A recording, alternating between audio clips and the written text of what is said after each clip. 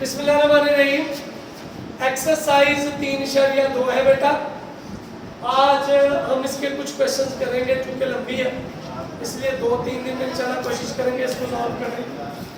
Consider the universal set u दिया हुआ है x when x is a multiple of 2, x is multiple of 2 and 0 से लेकर 30 के दरमियान। आइए वैल्यूज लिख लेते हैं। 2 के मल्टीपल जो 30 तक लिखने हैं। 2 के मल्टीपल कहाँ तक? 30 तक। तो क्या क्या वैल्यूज आएंगी? 2 4 30 तक। ये आपके पास u की वैल्यू आ गई। a दिया हुआ आपको x when x is multiple of 6, multiple of 6। तो 6 के मल्टीपल लिखने हैं आप। इसके लिखने हैं बेटा 6 के मल्टीपल क्या आएंगे? 6 का टेबल 6 12 18 24 28। समझ आ गई? p भी दिया हुआ है बेटा आपको। p क्या जी आपके पास? x when x is multiple of 8। बेटा जी 8 के मल्टीपल लिखने। 8 के मल्टीपल 8 का टेबल 8 16 24 30 और 32। सॉरी, ठीक है जी। पहला पार्ट आपसे कहता है आपने टेबुलर फॉर्म में लिखना है। किसमें लिखना है बेटा? तो हमने लिख लिया a को भी टेबुलर में और b को भी। ये इसकी टेबुलर फॉर्म। समझ आ गई? टेबुलर फॉर्म से क्या मुराद है? टेबल वाला, गिनती वाला जो होता है। ये बेटा इसकी टेबुलर फॉर्म आ गई। तो पहला पार्ट हो गया आपका। पार्ट नंबर 2 आपसे कहता आपने निकालना है फाइंड a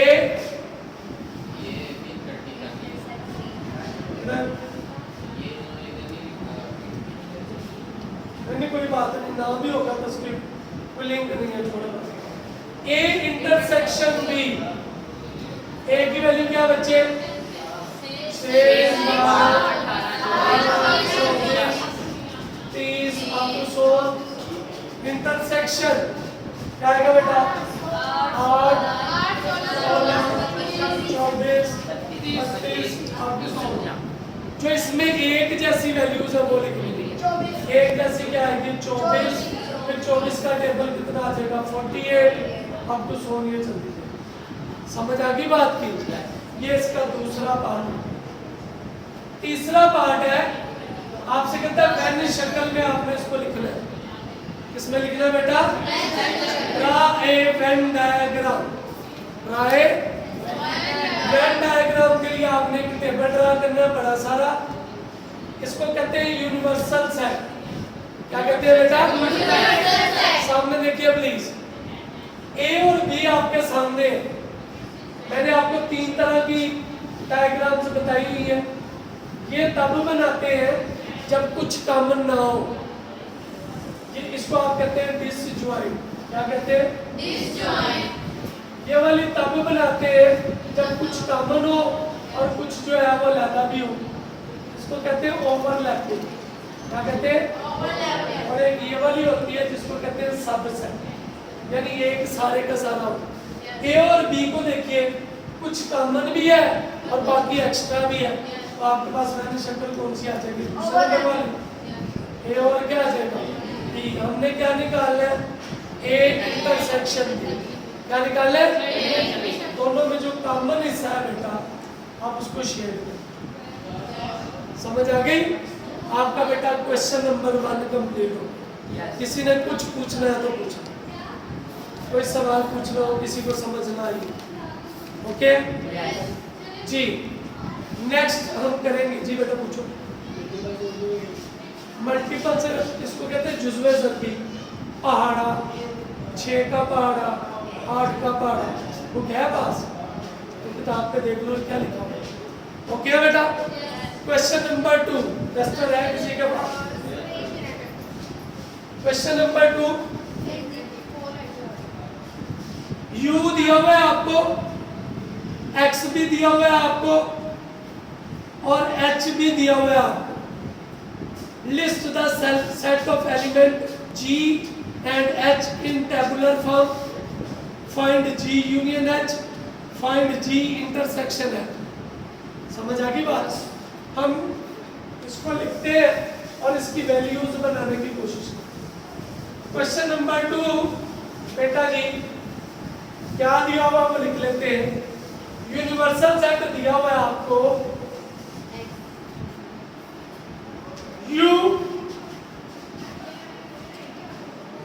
दिया हुआ बेटा x when x is an integer and 0 से बड़े होने चाहिए और लेस देन होने चाहिए 1। क्लियर? वैसे तो इंटीजर में 0 प्लस माइनस आते हैं, लेकिन जो नेगेटिव वाले नंबर है वो 0 से लेस होते हैं।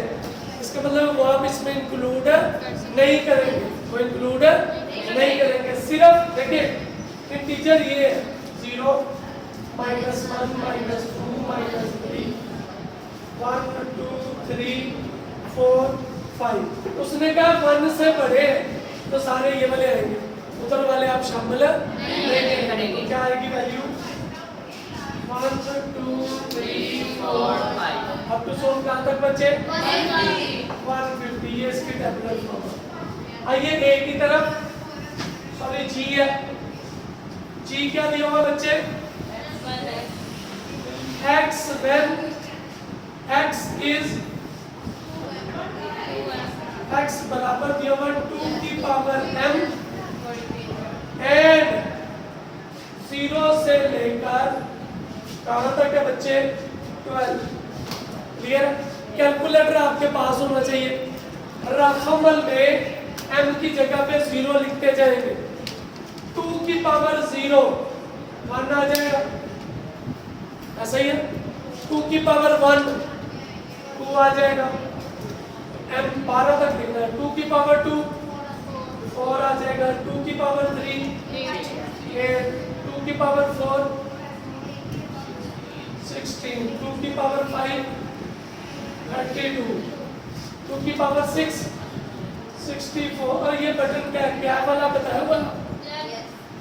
2 की पावर 7 128 2 की पावर 8 256 2 की पावर 9 512 2 की पावर 10 कैलकुलेटर नहीं करना आपको कोई कमाल 1024 2 की पावर 11 2048 2 की पावर 12 409। समझ आ गई? इसी तरीके से h भी दिया हुआ है। क्या दिया हुआ बेटा? क्या दिया हुआ है आपको? x when x is a square। Square से मुराद क्या है? 1 का स्क्वायर कितना आ गया? 1। 2 का स्क्वायर कितना आ गया? 3 का स्क्वायर 4 का 5 का 6 का 7 का 8 का 9 का 81 10 का अब तो 100 आ गया। ठीक हो गया? ये आपकी टेबुलर फॉर्म हो गई। क्या हो गई? समझ आ गई? तो पहला पार्ट हल हो गया। दूसरा पार्ट आपसे कहता है G यूनियन H निकाले। तो G की वैल्यू सारी 1 2 4 8 16 32 ये सामने सारे लिख देंगे। यूनियन क्या value I? 1 4 9 16 25 up to 6। Clear? इकट्ठा करके लिखते 1 2 4 8 9 16 25 32 36 समझ आ गई? G इंटरसेक्शन H, G की वैल्यू क्या है? 1 2 4 8 आप ये सारे लिख सकते हैं। क्लियर? इंटरसेक्शन क्या आएगा? 1 4 इन दोनों में से देख लो एक जैसी कौन कौन सी वैल्यू है? 1 दोनों में 64 आगे 64 अप टू समझ आ गई? आपका क्वेश्चन नंबर 2 भी हो गया, इतराज तो नहीं है? आइए चलते हैं क्वेश्चन नंबर 3 की तरफ। किसकी तरफ? क्वेश्चन नंबर 3 की। क्वेश्चन नंबर 3 का है, आपको P की वैल्यू दे देता है। P कहते हैं प्राइम नंबर्स को। इसको कहते हैं ऐसे नंबर जो अपने अलावा किसी और टेबल पे डिवाइडर नहीं होते। हमने वो वाली वैल्यूज लिखनी है और कंडीशन भी दी हुई है उसमें। कंडीशन क्या बोला? 0 से बड़ा और 20 तक। 0 से बड़ा और कहाँ तक है? 20 तक है जी। Q की वैल्यू भी दी हुई है। आपसे कहते हैं P इंटरसेक्शन Q निकालना और P यूनियन Q निकालना। ऐसा ही है बेटा? P की वैल्यू लिखेंगे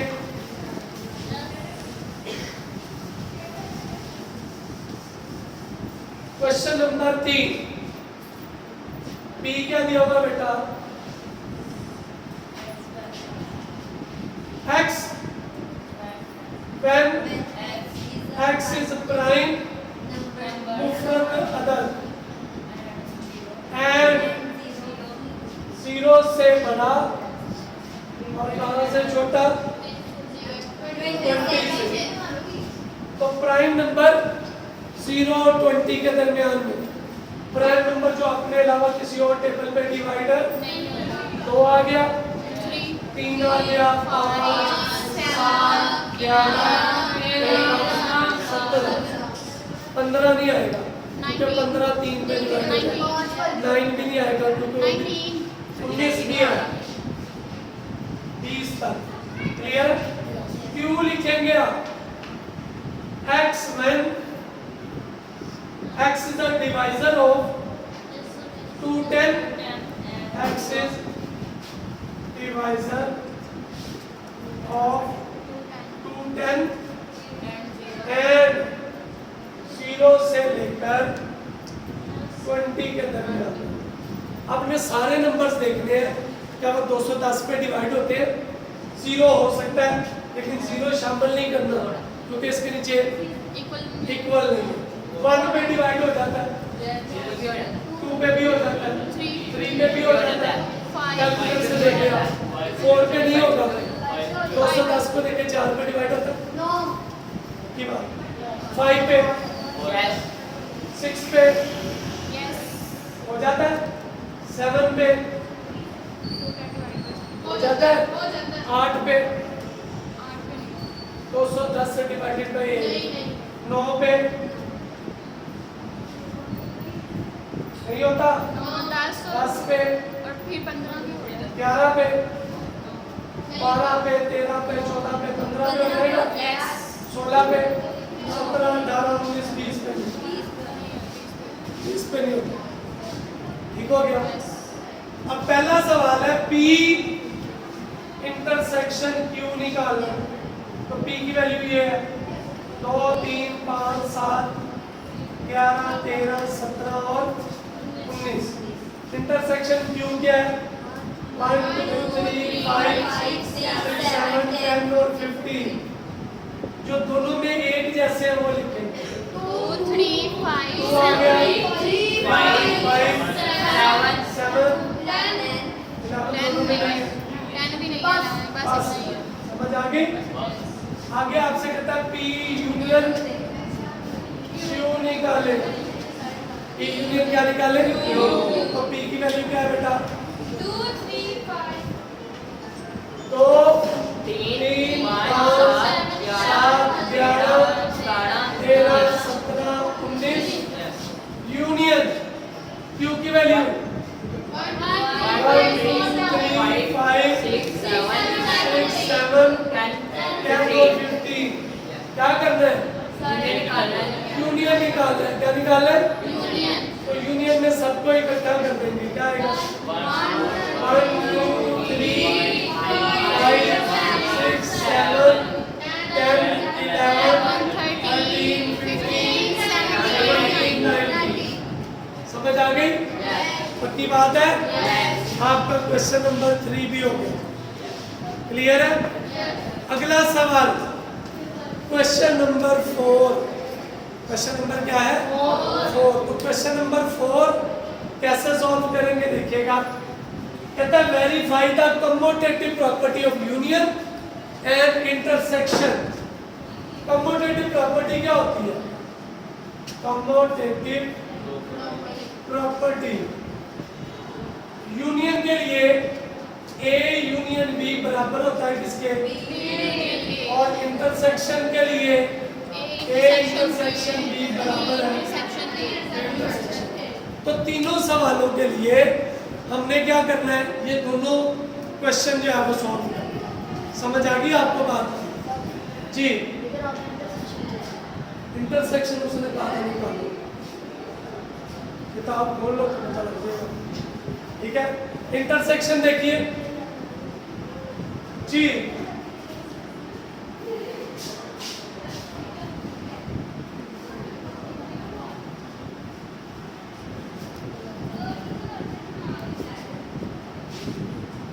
जी बेटा क्वेश्चन नंबर क्या है? 4।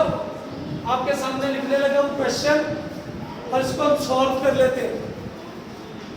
ए की वैल्यू दी है और बी की भी वैल्यू दी हुई है। इसकी वैल्यू दी है ए की भी और बी की भी। जी ए की वैल्यू क्या है? 1 2 3 4 5। बी की वैल्यू क्या है? 4 6 8 और 10। आइए करते हैं इसको जी।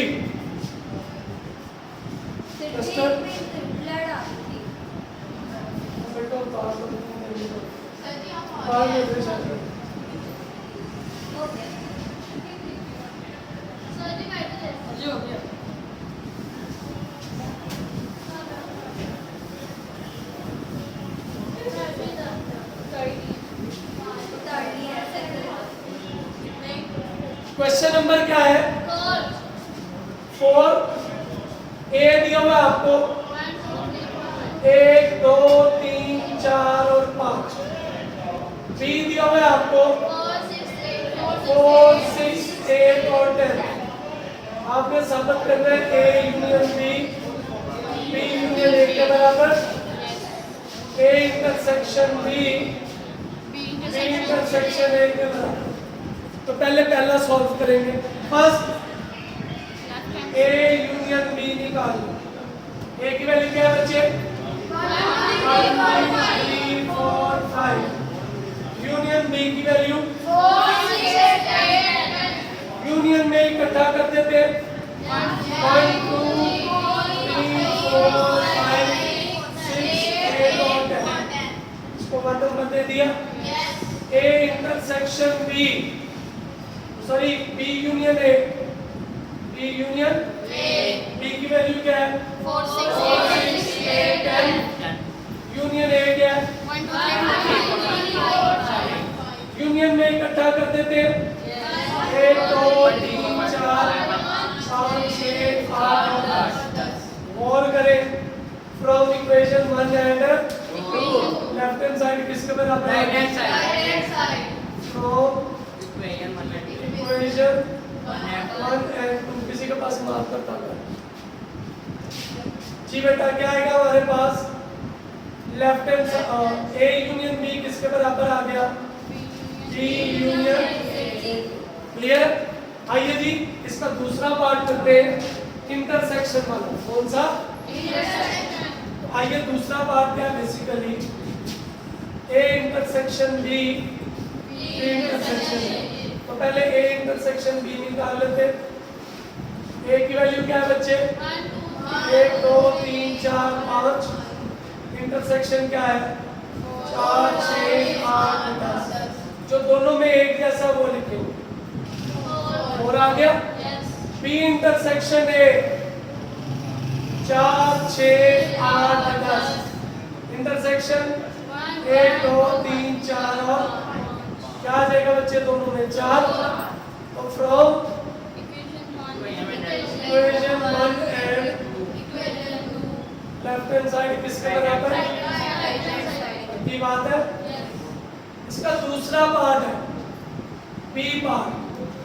ए दिया हुआ है n के बराबर और b किसके बराबर है c के बराबर।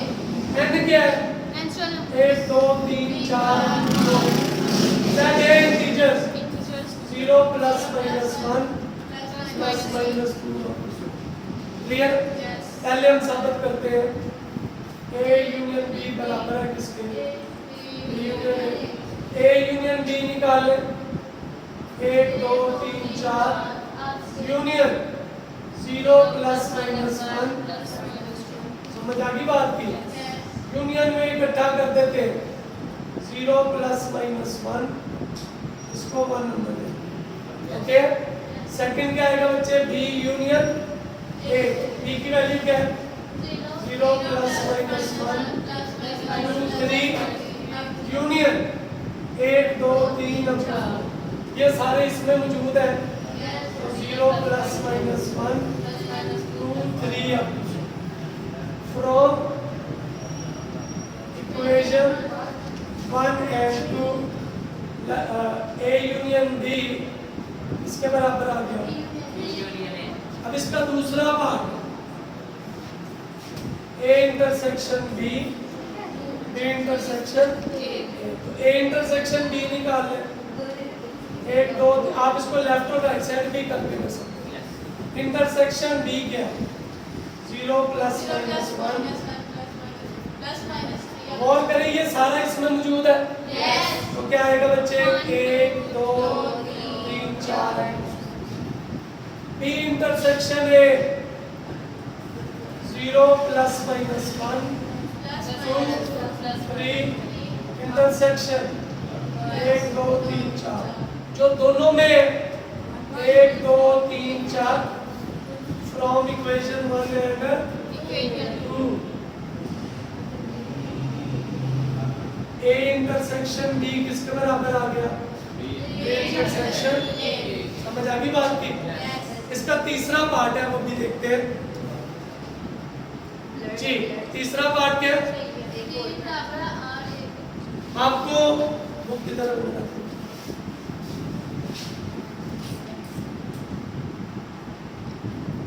ए भी दिया हुआ है और बी भी दिया हुआ है। ए कुछ दिया हुआ है और बी भी कुछ दिया हुआ है।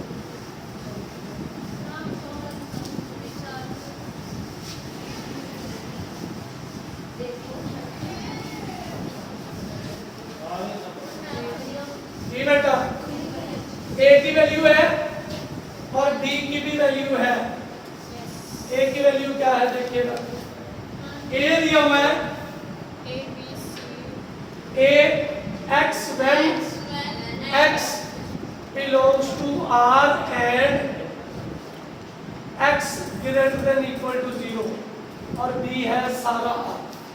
शक्ल से जरा देखें ये वाला इसका हिस्सा नजर आ रहा है क्योंकि इसमें कुछ पार्ट है तो जब आप यूनियन निकालेंगे तो ये लिख देंगे और जब इंटरसेक्शन निकालेंगे तो ऊपर रख देंगे। देखिएगा कैसे A यूनियन B बराबर साबित करना है B यूनियन A तो पहला part A union B A की value x1 x belongs to R and x greater than equal to 0 union क्या आ जाएगा R तो यूनियन में बड़ी वैल्यू आ जाएगी R। क्लियर है इसमें ये सारे मौजूद है ठीक है। ऐसे हमने करना है B union A R union x when x belongs to R and x greater than इसमें भी क्या आ जाएगा from equation 1 and 2 A union B बराबर आ गया B union A। ऐसे ही A intersection B B intersection इसका दूसरा पार्ट जी A intersection B निकाल x when x belongs to R and x greater than equal to 0 intersection R, ये सारा इसमें मौजूद है। तो ये वाली वैल्यू आप